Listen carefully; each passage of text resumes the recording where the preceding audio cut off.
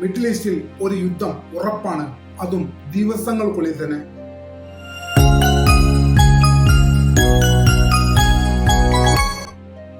Middle ഈസ്റ്റിൽ ഒരു യുദ്ധം ഉടൻ ഉണ്ടാകുമോ എന്നാണ് പലരുടെയും ആശങ്ക. മിക്ക ആളുകളുടെയും ധാരണ മിഡിൽ ഈസ്റ്റിൽ ഒരു യുദ്ധത്തിന് സാധ്യതയില്ലെന്നും കേവലം പ്രകടനങ്ങളാണ് നിലവിൽ നടന്നുകൊണ്ടിരിക്കുന്നതും എന്നാണ്. പക്ഷേ അങ്ങനെയല്ല കാര്യങ്ങൾ.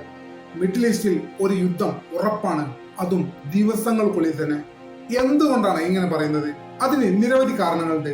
നമ്മൾ ഓരോ കാരണവും വിശദമായി പരിശോധിക്കാൻ പോവുകയാണ്.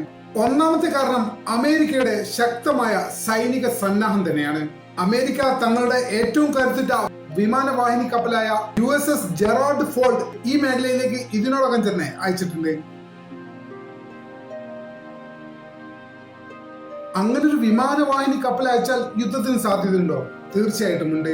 എന്തുകൊണ്ടെന്നാൽ 2 വിമാനവാഹിനി കപ്പലുകൾ, 15 ഡിസ്ട്രോയറുകൾ, ഏറ്റവും കുറഞ്ഞത് ഒരു സബ്മറൈൻ, അതായത് അന്തർവാഹിനി, ഇതിനു പുറമെ 100 കണക്കിന് F-35, F-50 യുദ്ധവിമാനങ്ങൾ, അതുപോലെ തന്നെ മിഡിൽ ഈസ്റ്റിലെ ബ്രിട്ടീഷിന്റെ ശക്തമായ സാന്നിധ്യമുള്ള സൈപ്രസിൽ നിന്നുള്ള നാവിക വ്യോമസേനകളുടെ കനത്ത പിന്തുണ, ഇത് തന്നെയാണ് ഏറ്റവും ആദ്യത്തെ കാരണം.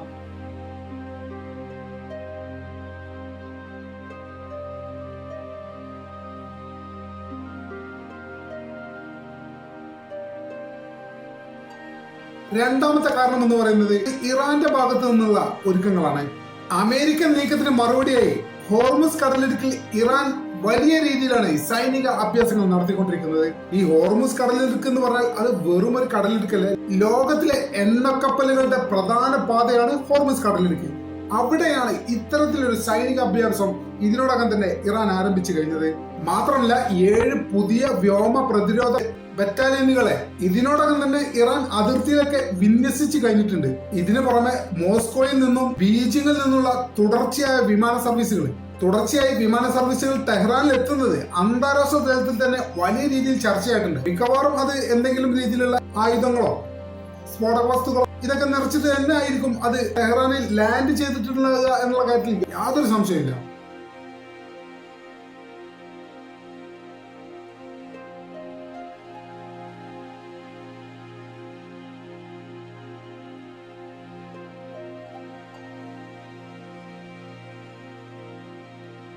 മൂന്നാമത്തെ കാരണം നമ്മൾ പറയുന്നത് സഖ്യകക്ഷികളുടെ നിലപാടാണ്. ഒരു യുദ്ധം ഉണ്ടായാൽ ഈ യുദ്ധം കേവലം ഇറാനും അമേരിക്കയും തമ്മിലുള്ള യുദ്ധം മാത്രമായിരിക്കില്ല എന്ന് നമുക്കെല്ലാം അറിയുന്ന പോലെ തന്നെ ഇറാന്റെ സമീപത്തുള്ള എല്ലാ രാജ്യങ്ങൾക്കും നന്നായിട്ട് അറിയാം. ആ സൂചന കൃത്യമായി അമേരിക്കയുടെ മിഡിൽ ഈസ്റ്റിലെ മറ്റ് സൗഹൃദ രാജ്യങ്ങൾ കൃത്യമായിട്ട് നൽകിയിട്ടുണ്ട്. ഇറാനെതിരെ ഒരു ആക്രമണം ഉണ്ടായാൽ ലബനാനിൽ നിന്നുള്ള ഹിസ്ബുള്ള ഇടപെടുന്നുള്ള കാര്യത്തിൽ യാതൊരു സംശയമില്ല. അതുപോലെ തന്നെ യമനിലെ ഹൂത്തികൾ. ഇതിനൊക്കെ പുറമെ ഇപ്പൊ പുതിയൊരു വിവരം വരുന്നത് എന്താണെന്ന് വെച്ചാൽ ഇറാന് എല്ലാവിധ സൈനിക പിന്തുണയും തങ്ങളുടെ അതിർത്തി കേന്ദ്രീകരിച്ച് ഉണ്ടാകുമെന്ന് അഫ്ഗാനിസ്ഥാനിലെ താലിബാൻ സർക്കാരും കഴിഞ്ഞ ദിവസം പ്രഖ്യാപിച്ചിട്ടുണ്ട്.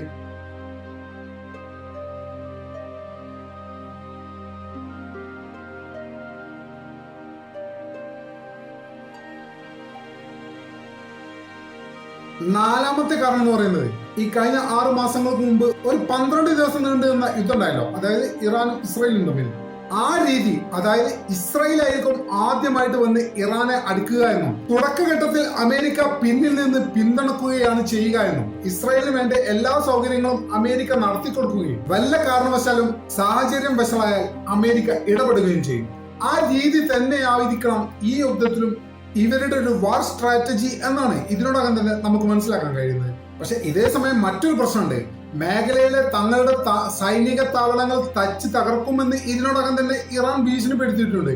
അമേരിക്കയെ സംബന്ധിച്ചിടത്തോളം അത് വലിയ രീതിയിൽ അവരെ സമ്മർദ്ദത്തിലാക്കുന്നുണ്ട് എന്നൊരു യാഥാർത്ഥ്യം ഇവിടെയുണ്ട്. ചുരുക്കി പറഞ്ഞാൽ സൈനിക വിന്യാസങ്ങളൊന്നും അങ്ങനെ വെറുതെ നടക്കുന്ന ഒരു കാര്യങ്ങളൊന്നുമല്ല. ഒന്നുകിൽ അമേരിക്ക പറയുന്ന രീതിയിലുള്ള ഇറാന്റെ വഴങ്ങിക്കൊടുക്കൽ, അതിന് ഇറാൻ ഒരു രീതിയിലും തയ്യാറായില്ലെങ്കിൽ യുദ്ധം. ഇതിൽ രണ്ടാലൊന്നും സംഭവിക്കാതെ നിലവിൽ ചെങ്കടലിന് ചുറ്റും ഉരുണ്ടുകൂടിയ ഈ രാഷ്ട്രീയ പ്രതിസന്ധി അവസാനിക്കില്ല എന്ന് തന്നെയാണ് നമുക്ക് മനസ്സിലാക്കാൻ കഴിയുന്നത്. മാത്രമല്ല നിലവിൽ നടന്നുകൊണ്ടിരിക്കുന്ന മസ്കറ്റിൽ വെച്ച് നടന്ന ചർച്ചകൾ ഉൾപ്പെടെ വലിയ പരാജയത്തിലാണ് മുന്നോട്ട് പോയിക്കൊണ്ടിരിക്കുന്നത് എന്ന് തന്നെയാണ് ഇപ്പോഴത്തെ സൈനിക അഭ്യാസങ്ങളും സൈനിക തയ്യാറെടുപ്പുകളും എല്ലാം തന്നെ സൂചിപ്പിക്കുന്നത്. എന്തായാലും വലിയ രീതിയിലൊന്നും യുദ്ധം ഉണ്ടാകാതിരിക്കട്ടെ എന്ന് നമുക്ക് ആഗ്രഹിക്കാം.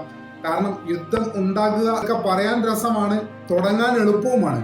പക്ഷേ നമ്മളെ സംബന്ധിച്ചിടത്തോളം, മലയാളികളെ സംബന്ധിച്ചിടത്തോളം ഒരു പക്ഷേ നമ്മൾ പട്ടിണിയിലേക്ക് വരെ നമ്മൾ നീങ്ങിപ്പോകാൻ ഈ ഒരു യുദ്ധം കാരണമാകാൻ സാധ്യതയുണ്ട് എന്നുള്ളത് നമ്മൾ മറക്കരുത്.